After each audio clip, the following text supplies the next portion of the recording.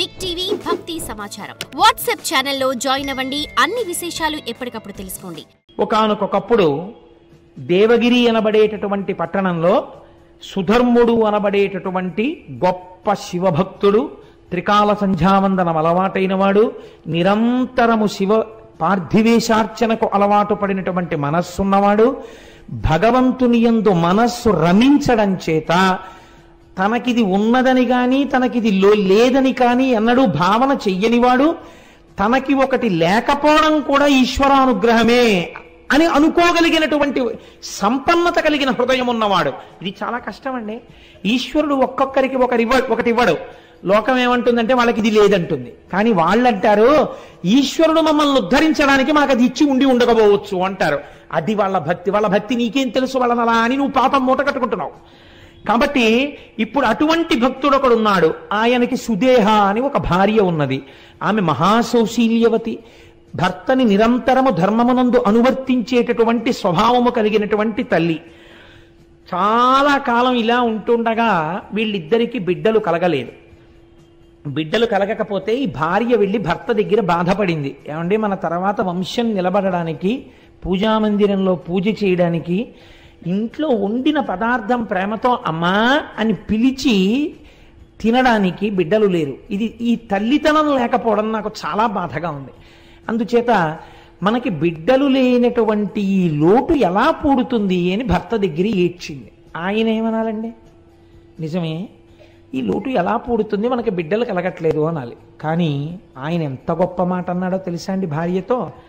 ధీరుడుగాన, ధీరత్వం అంటే జ్ఞానమునందు రమించేటటువంటి స్వభావం, అటువంటి బుద్ధి ఉన్నవాడు కాబట్టి ధీరుడుగాన తత్పతి మదింగనకెట్టి విచారమున్ మహోదారతతో ఇటుల్నడు తన్విరో వందురనేల ఇట్టు లెవ్వారికి నెవ్వారౌదురిలా బంధువులెవ్వరు తల్లిదండ్రులెవ్వారలు పుత్రులెవ్వరిక స్వార్థపరంబు జగంబు సర్వమున్. ఏమిటే నీ వెర్రి? ఎవరికి తల్లిదండ్రులు, ఎవరెవరికి బిడ్డలు, ఎవరి స్వార్థం వాళ్ళది. కలిసినవి విడిపోతుంటాయి. పట్టు విడిపే ఈ లోకమునకు ఉన్నటువంటి స్వభావం. ఇలా పట్టుకుంటుంది, అలా విడిపోతుంది. విడిపోయిన వస్తువుని పట్టుకున్నాను నువ్వు లేకపోతే నేను ఉండలేనన్నవాడు 11 రోజుల్లో మరిచిపోతున్నాడు. మరిచిపోయేవాడు సంతోషంగా తిరిగేస్తున్నాడు. వాడికి మళ్ళీ నువ్వు లేకపోతే నేను ఉండగలనా అని చెప్పిన వాడు ఎవడున్నాడో వాడు సంవత్సరం తర్వాత ఎవరు లేకపోతే ఉండలేనన్నాడో వాళ్ళ తిథిని గుర్తు చేయడానికి ఇంటి పురోహితుడు వచ్చి గుర్తు చేస్తే తప్ప తద్దినం పెట్టని వాడయి ఉన్నాడు. అంతటి కృతజ్ఞమే ఈ లోకం. అటువంటి బిడ్డల కోసం, దేనికోసం నీకు ఈ అలజడి? నువ్వు ఈ సంబంధాన్ని ఈశ్వరుడు ఎందు పెట్టు.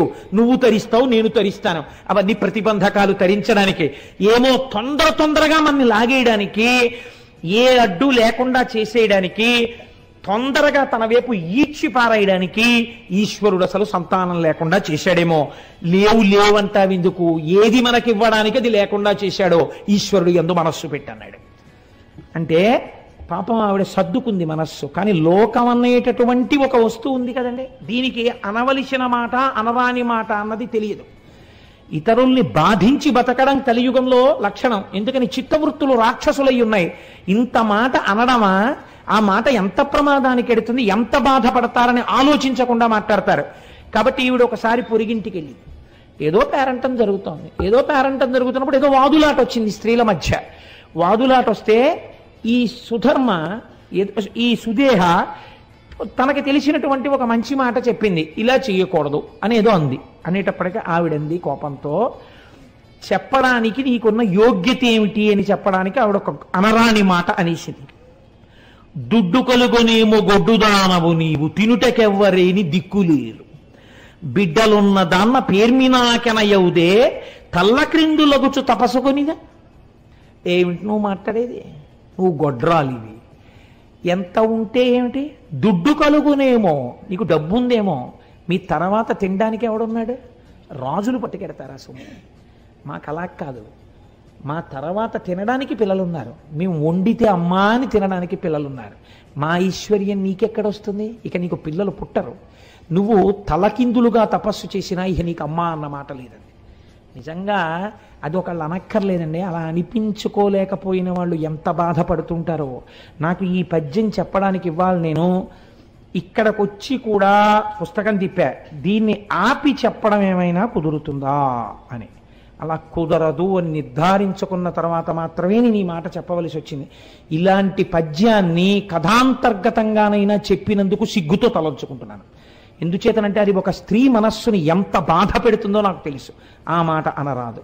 ఆ మాట అంది, పాప ఆవిడ చాలా బాధపడింది. చాలా పద్యానికి అంతకన్నా వ్యాఖ్యానం అనవసరం. కాబట్టి ఇప్పుడు ఎవరికి చెప్పుకుంటుంది? భర్తకి వెళ్ళి చెప్పింది, నాకు బిడ్డలు పుట్టరా, నాకు అమ్మ అన్న మాట లేదా అని అడిగింది. అడిగితే ఆయన అన్నాడు, నువ్వు బిడ్డలు పుట్టరా అని నేను ఎంత చెప్పినా నీ మనస్సు ఈశ్వరుడు ఎందుకు చేర్చుకోలేకపోతున్నావు? మళ్ళీ మళ్ళీ అటువైపుకి ఎందుకు పెడతావు? ఎందుకు ఆ దుఃఖం? దానివల్ల ఏమిటి కలుస్తుంది నీకు? నీకు బిడ్డలు కలుగుతారో కలగరో, నేను దోషము నీదో లేకపోతే దోషము నాదో, ఒకవేళ ఈశ్వరుడు బిడ్డలు నీ దోషము వలనే కలగకుండా ఉంటున్నారో తేల్చడానికి ఒక పరీక్ష పెడతాను, ఈశ్వరుణ్ణి అడుగుతాను, ఇది భక్తి అంటే అని ఆవిడికి చెప్పకుండా ఆయన ఒక పరీక్ష పెట్టాడు. 2 పూలదండలు తెచ్చి భగవంతుడి యొక్క పాదముల దగ్గర పెట్టాడు. 2 విరుల దండలు శివుని దండన నుంచి తీయు కోమలాంగి పడతి, ఒకటి తీయుమనిన ఇష్టకుసుమము బాసి ఈవలి పుష్పంబుగొనిన పెదవి విరిచే కోవిదుండు. 2 పువ్వులు పెట్టేని శివుడికి ఒక విజ్ఞాపన చేశాడు. ఒకవేళ నా యందు బిడ్డలు పుట్టడానికి దోషముండి ఉంటే, లేదా అంటే మా దంపతుల యందు సంతానము కలగక మా ఇద్దరికి అమ్మా అని ఆవిడ, నాన్న అని నేను అనిపించుకోవడం సాధ్యం కాకపోతే ఈ దండ ముట్టుకుంటుంది.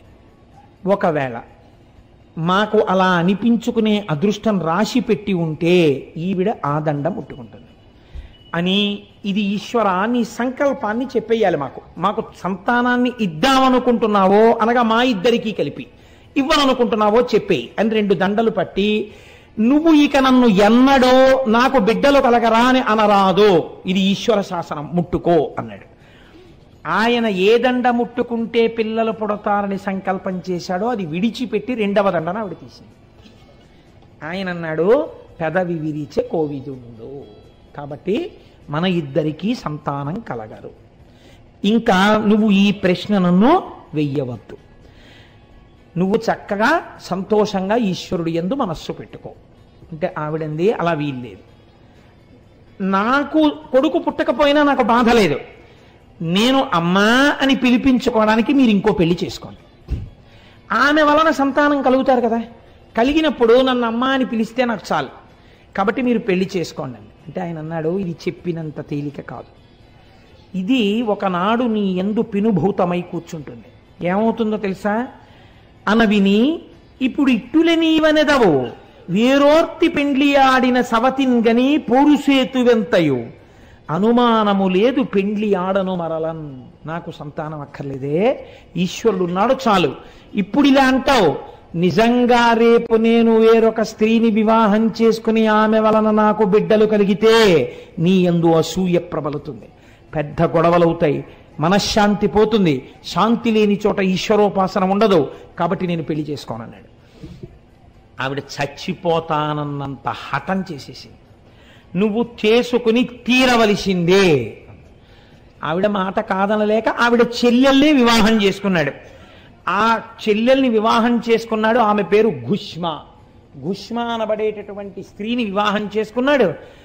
సంతోషంగా కాలం గడుస్తోంది.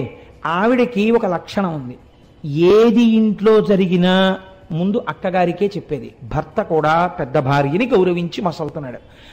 ఆవిడ ప్రతిరోజు కూడా 101 పార్థివలింగములకు అర్చన చేసేది. అర్చన చేసి పూజ అయిపోయిన తర్వాత 101 శివలింగాల్ని తీసి ఒక సరోవరంలో కలుపుతూ ఉండేది ఆవిడ. అదొక నుయ్యని మీరు అనుకున్నా పెద్ద దోషం ఏం లేదు, ఒక విశాలమైన సరోవరం కలుపుతూ ఉండేది. ఇలా ఆవిడ 3 సంవత్సరములు 101 శివలింగాల్ని ఆరాధన చేసింది. ఇప్పుడు ఆవిడ చేసిన శివ పూజ వలన ఆయనకి కూడా నాన్న అని పిలిపించుకునే అదృష్టం వచ్చి ఒక చిత్రం జరిగింది. అంటే 101 శివలింగాల్ని 30 రోజులు పూజ చేస్తే 30 రోజులు పూజ చేయడానికి ఒక స్త్రీకి అధికారం ఉండదు కాబట్టి కొద్ది రోజులు తగ్గుతాయి. తగ్గితే ఓ దగ్గరగా ఓ 3000 దగ్గరలో అవుతాయి. 3 ఏళ్లు పూజ చేస్తే ఇంటూ 36, మామూలుగా అయితే 1,09,080 శివలింగాల్ని పూజ చేయాలి. అంటే దగ్గరగా 1,00,000 పూర్తయ్యాయి. పూర్తవగానే ఆవిడ గర్భాన్ని ధరించింది. అంటే అంత పాపం ఇంత అర్చనతో పూర్తయింది, విరిగిపోయింది. ఇప్పుడు ఆవిడ 3 సంవత్సరముల తర్వాత గర్భం ధరించి పండులాంటి మగపిల్లాన్ని కంది. ఇంట్లో అందరూ సంతోషంగా ఉంటున్నారు. ఆ పిల్లవాడితో అమ్మ అని పిలిపించారు సుదేహని. ఆవిడ కూడా చాలా సంతోషంగా ఉంటుంది. ఆ పిల్లవాడు పెద్దవాడు అవుతున్నాడు. ఈయన కొడుకు కూడా పుట్టేశాడని ఇంకా భగవంతుడి యందు మనస్సు పెట్టేసుకున్నాడు. నాకు బిడ్డనిచ్చిన వాడెవడో వాణ్ణి, ఆ బిడ్డని కూడా రక్షిస్తాడు. చాలు, కొడుకు కూడా పుట్టాడు.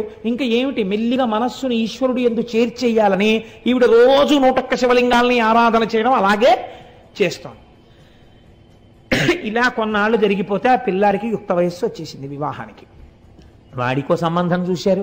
మంచి ఐశ్వర్యవంతులైన బ్రాహ్మణుల యొక్క సంబంధం కుదిరింది. ఈ పిల్లాన్ని వివాహం చేశారు. మంచి కోడలు ఇంటికి వచ్చింది. ఇక్కడ ఒక చిన్న ఇబ్బంది వచ్చింది.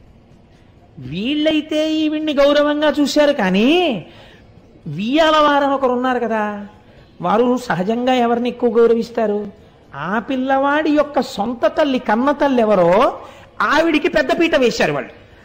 వియ్యపు వారలు వారల వియ్యంబులు ఘుష్మనెంత వేడుక చూడన్ కొయ్యతనంబున నొర్వక గయ్యాలు సుదేహం ఎండుగా తపించన్. మా వియ్యపురాలు అని గౌరవం ఇచ్చి ఎంతో ప్రేమగా చూసి అన్నింటికీ మా వియ్యపురాలని ఈవిడ్ని పిలిచేవారు. ఆ వియ్యాల వారు కూడా ఈవిడ్ని పిలిచేవారు. ఎంతైనా నేను వియ్యపురాలని కాను, కన్న తల్లి కాబట్టి అదే వియ్యపురాలు, చూశావా నేను కాలేకపోయానన్న కక్ష పెరిగిపోయింది. వీళ్ళు అసూయ ప్రబలడానికి ఇది హేతువైనది. ఇంత కష్టపడినా ఒకరోజు కొడుకు కోడలు ఒక పాన్పునందు శయనించి ఉన్నారు. శయనించి ఉండగా ఈవిడ అసూయ రోజు రోజుకి పెరిగింది. నా చెల్లెలైనటువంటి ఘుష్మకి ఇంత గొప్పగా ఆదరణ కలగడానికి కారణమేమి? ఆవిడ శివ పూజ అని ఈవిడ గుర్తించలేకపోయింది.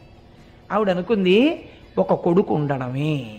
ఆ కొడుకే లేకపోతే ఇంత ఆనందంతో ఉన్నటువంటి చెల్లెలు కళ్ళ వెంట నీటిధారలు కారుతుండగా గుండెలు బాదుకుని ఏడిస్తే తప్ప నా అగ్నిహోత్రం చల్లారదు అని ఒక రాత్రి వేళ భార్యతో కలిసి నిద్రపోతున్నటువంటి పిల్లవాడి గదిలోకి వెళ్ళి ఒక కత్తితో ఆ పిల్లవాడిని పొడిచి చంపేసింది. చంపేసి ఆ పిల్లవాడి శరీరాన్ని కోసేసింది, ముక్కలుగా కోసేసి ఇవన్నీ కలిపి మూట కట్టింది. అంటే ఎంత భావనా వ్యగ్రతని పొందేసిందో చూడండి. ఇంకా ఇవి మూట కట్టి తీసుకెళ్ళి రోజు శివార్చన చేసి నీటిలో కలుపుతుంది కదా, దీని బతుకు బయటికి రావాలని తీసుకెళ్లి ఆ శివలింగాల్ని కలిపే చోట నీళ్లలో ఈ శరీరం ముక్కలు పారేసింది. తెల్లవారింది. పాపం ఆ పిల్ల ఇంకా చిన్నపిల్ల, కోడలు అష్టవర్షేత్ భవేత్ కన్యా అని కదా, ఏదో 12 ఏళ్ళు ఉంటాయేమో, 13 ఏళ్ళు, గుర్రు పెట్టి నిద్రపోతోంది శుభ్రంగా చక్కగాను.